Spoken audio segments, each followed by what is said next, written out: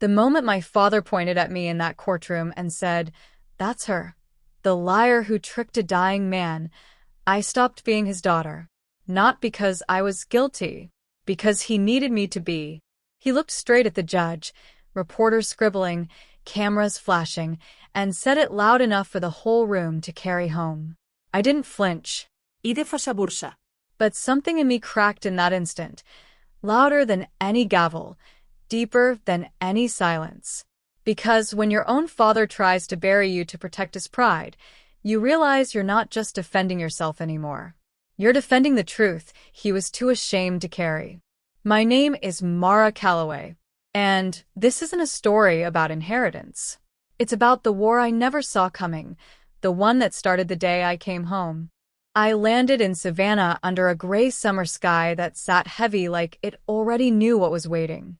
My boots hit the pavement outside the terminal, and no familiar face was there. No hug, no handshake, no message. I told myself I wasn't expecting one. The drive home was 20 quiet minutes. I watched old oak trees blur past the windows as the car turned onto the gravel drive. The Calloway house hadn't changed. Same slate roof sloping toward the marsh. Same porch that groaned underfoot. But everything felt hollowed out somehow, like a room someone had been slowly removing things from for years. My mother answered the door in a pale blue blouse, her earrings catching the light. She gave me a thin smile that didn't climb past her lips. "You're home," she said, then walked toward the kitchen. I followed the smell of Earl Grey and old wood. In the study, my father sat behind his mahogany desk, reading a financial journal like the world still owed him something. He glanced up just long enough to nod. "Didn't expect you back this soon." Then he turned the page. My brother Derek was stretched across the leather sofa, scrolling his phone. Dinner was no warmer. The table was set for a state occasion, crystal glasses, white candles, napkins folded into precise triangles. No one said grace. No one asked how I'd been. Our family attorney, Warren Cole, cleared his throat and slid a folder from his briefcase. 5 weeks before Admiral Calloway passed, he revised his estate plan in full. All assets, the property, the investment accounts, the Calloway Veterans Fund, have been designated to Captain Mara Calloway. No one congratulated me. My father's knuckles went white around his wine glass. "You manipulated a dying man." My mother reached for his arm. "Thomas, please." He pulled away. "This won't stand." I pushed my chair back before the first course arrived. My appetite was gone. In the hallway, I stopped at the framed photo of Grandpa in uniform, standing tall next to the very compass he'd once pressed into my palm. "You'll carry this when I'm gone." I didn't know where it was leading, but I knew where it started. And this time, the battlefield wasn't overseas. It was at my own dinner table. 3 days later, an envelope arrived. Thick. Stamped in red. Court summons. Filed by Thomas D. Calloway. Charges: forgery of testament and manipulation of a vulnerable adult. My own father had sued me. I sat with the paper in my hands for a long time. My fingers wouldn't settle, but my chest felt oddly empty, like the betrayal had landed somewhere below the reach of anger. I called Colonel Reeves in Stuttgart. He answered on the first ring, listened without interrupting. Then, "You're a soldier. Handle it like one." So I did. I pulled my deployment records, my NATO clearances, my duty logs. I matched every date in the complaint against my schedule. That's when the second blow landed. My father had submitted an email as evidence, sent from my official NATO address, 3 weeks before Grandpa died. "Proceed with the update. He won't push back." Addressed to Warren Cole's office. IP traced to a military server in Stuttgart. Digital signature, mine. Except I never wrote it. I ran a trace. Something in my gut said dig deeper. There it was, a single login attempt tunneled through a civilian VPN. Origin: Savannah. I filed an immediate report with NATO cybersecurity. They opened an investigation. But my father's legal team moved faster. By morning, the story was on the front page. Decorated officer faces inheritance fraud. NATO email may prove deception. I read the headline and understood exactly what they were doing. They didn't need a conviction. They only needed a stain. He staged a dinner a week later. Friends, distant relatives, business associates. People who used to send holiday cards, now filling our house like an audience. I hadn't planned to attend, but absence felt like surrender. So I arrived in dark slacks and a blazer. No uniform, no insignia. If they wanted a war, they were going to use the flag as cover. I took the empty seat at the far end of the table. Nobody made room. Then my father stood and set a small Bluetooth speaker beside his glass. He pressed play. My voice filled the room. Just push it through. He's not thinking clearly anymore. This is what he would have wanted. Gasps. A fork against China. 30 pairs of eyes burning into me at once. I rose slowly. I walked out into the warm Savannah night. Rain was coming down hard. I sat in my car, door closed, windshield fogged with heat. I didn't cry. I didn't break. I thought, if they want a war, I'll fight one. Not with fire, with truth. I walked into the courthouse in full dress uniform.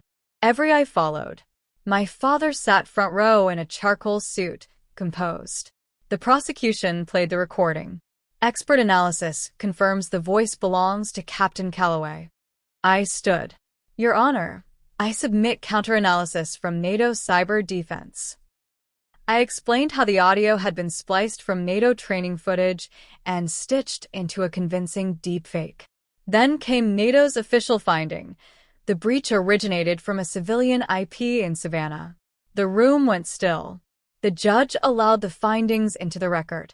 In the hallway afterward, my father stepped close. You think NATO will protect you? I looked at him. No. But I'll protect what matters. The truth. 3 days later, my mother brought me to the attic. She reached behind old boxes and pulled out Grandpa's leather journal. Last page, in his careful, shaking hand, Thomas's pride will be his undoing. Mara, she's the compass now. Before I could speak, the door burst open.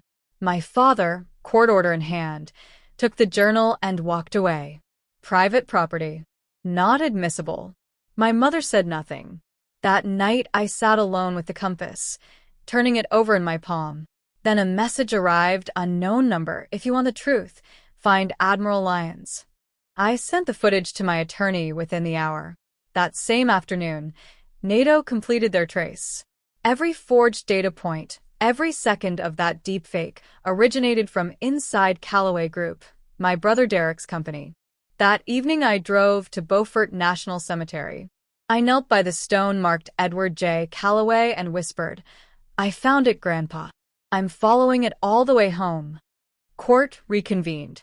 The judge struck down every motion to exclude the Admiral's testimony. I laid out NATO's affidavit, IP logs, hardware records, all of it pointing to one source. The room shifted as eyes turned to Derek. He stood slowly, pale. Was I just a target to you? Or did you ever actually see me as your sister? He looked at the floor. I didn't want to hurt you, but I owed too much. $600,000. Dad said if I made the story believable, he'd cover it. The silence after those words was heavier than any verdict. The judge turned to my father. Mr. Calloway, did you instruct your son to fabricate federal evidence to sway this court? He said nothing. In a courtroom, silence answers everything. Afterward in the hallway, my mother pressed the journal into my hands, the one my father had seized. I turned to the last page. Beneath Grandpa's handwriting, a new line, added in my mother's careful script. She doesn't need to prove herself. She already has. I held it against my chest. For the first time since I came home, I cried. The final session. The room was packed. Officers in uniform, reporters in the gallery, a Navy liaison near the back, arms crossed. I walked unsteady. No longer a defendant. My father sat the same as always, tie straight, spine rigid, eyes flat. Judge Patricia Home addressed the room. Before this court delivers its ruling, both parties may speak. My father rose. I did what any father would. My daughter chose service over family. She left us for strangers, and my father rewarded her for it while I was given nothing. He turned to face me. You were never a Calloway at heart. I stood. I held the compass in one hand, the journal in the other. Your Honor, I wasn't raised to ask for recognition. I was raised to act when it counts. Family isn't dinner tables and last names. Family is who you protect when the storm arrives. I never asked for the land or the fund or even the name, but I couldn't let a lie stand beside the flag I swore to defend. I turned to my father, not as his daughter, but as his equal. You say I don't carry this name, but I didn't inherit it. I rebuilt it. Even the air went still. Somewhere in the back, a man in uniform gave a single nod. Quiet. Deliberate. Judge Home closed the file slowly. Then she looked up. This court finds in favor of the defendant, Captain Mara Calloway. All charges are dismissed with prejudice. She paused. This was never solely about an estate. It was about legacy, integrity, and truth. And truth does not conceal itself behind emotion or entitlement. She looked at me directly. Captain Calloway, you have not only defended yourself, you have defended the values your grandfather lived for. Carry them forward. That night, my father came to my attorney's office. He stood in the doorway holding a small wooden box, Grandpa's box. He opened it. A silver navy ring. He gave this to me at 21. I never wore it. Never thought I'd earned it. He held it toward me. But I think you did. I didn't reach for it right away. I just looked at him. This man who had tried to take everything from me, standing in borrowed light, offering something he had no other way to say. When I finally took it, I slid it onto the pinky finger of my left hand. The hand that never held a weapon, but always held the weight. No speech. No resolution. Just a gesture. And somehow it was more honest than anything he had ever said to me. A month after the verdict, I took a full-time position at the Savannah Veterans Transition Center. No medals. No command. Just long hallways, donated coffee, and a board of resumes needing someone to believe in them. One morning, a young veteran named Marcus asked me something that stopped the room. Ma'am, what do you do when the people closest to you stop believing in you? I let the silence settle. Then I said, you stand anyway. You salute life even when no one salutes back. That evening I returned to Beaufort. I knelt beside Grandpa's grave and set a small Navy insignia next to the old compass. You were right. I didn't win the case. The truth did. I didn't destroy him. I forgave him. When I stood, my father was across the path. He didn't walk over. Didn't speak. One hand in his coat pocket. Then he gave a single nod, quiet, deliberate, unhurried. It was the first time he looked at me like I was exactly who I was supposed to be. I nodded back. As I drove away, the courthouse flag came into view, moving softly in the late light. I wasn't in uniform. No one was watching, but I was still standing. And this time, that was enough.